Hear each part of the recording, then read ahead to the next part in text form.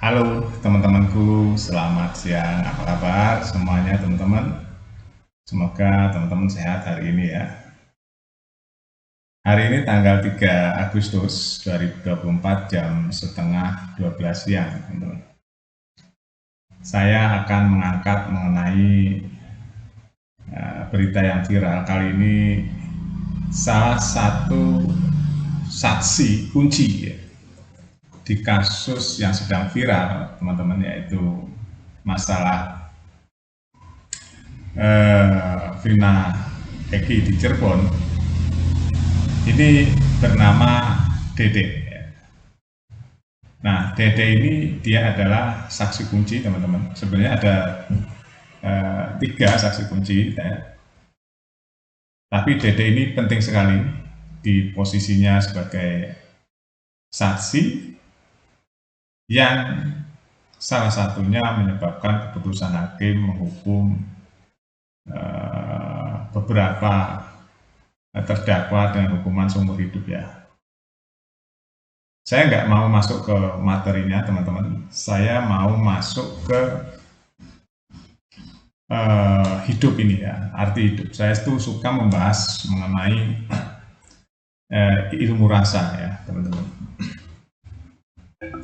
Karena kalau mempelajari ilmu-ilmu yang biasa-biasa saja itu enggak sulit ya.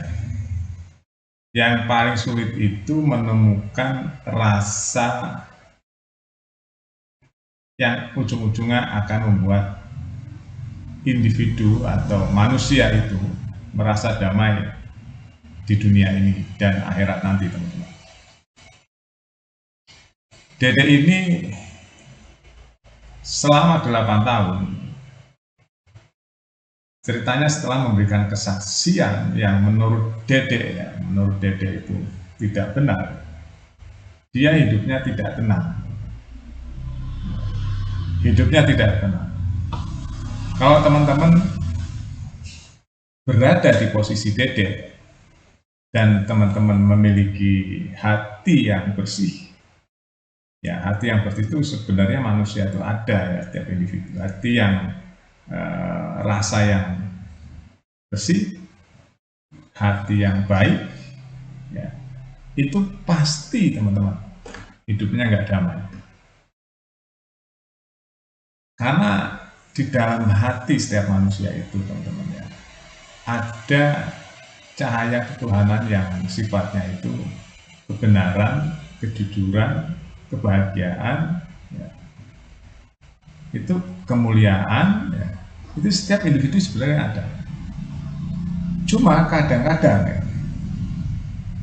kadang-kadang manusia itu mengabaikan ya, rasa itu, atau perasaan itu, mengabaikan, tidak penting ya. Yang penting kekayaan, yang penting materi, yang penting kesuksesan. Karena manusia dikuasai oleh hal-hal yang sifatnya nafsu duniawi seperti itu. Nah, sedangkan rasa yang hakiki itu, ya, rasa kebenaran dan kejujuran itu,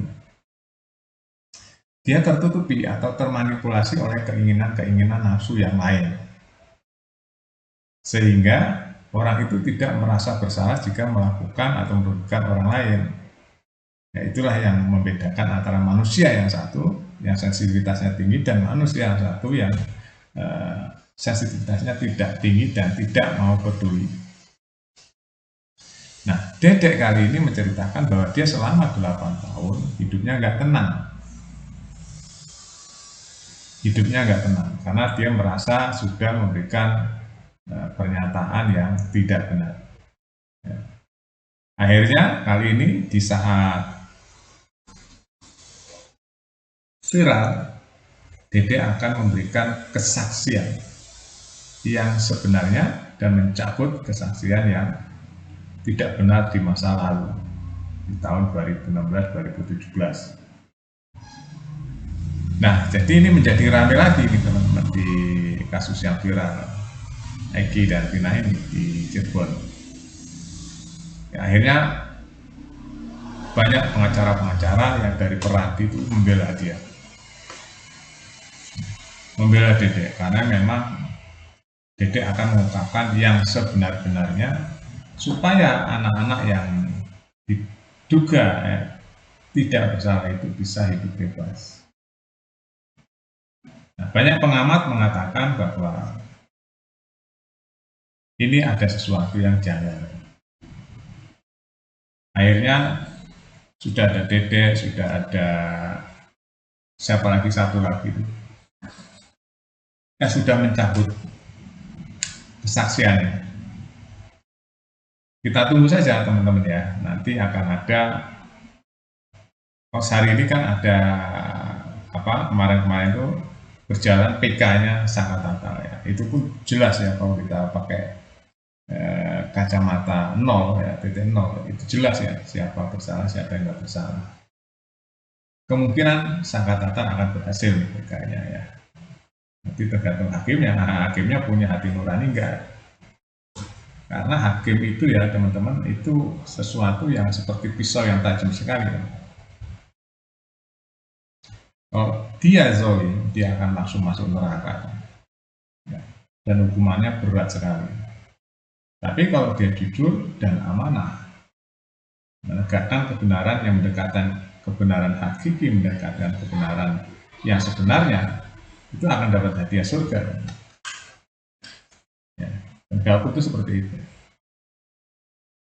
Makanya hati-hati sekali ya, harus sebenarnya cara memutus perkara, melihat perkara, harus diletakkan hatinya di dalam atau ke sebuah titik nol, supaya penilaiannya itu objektif, tidak subjektif.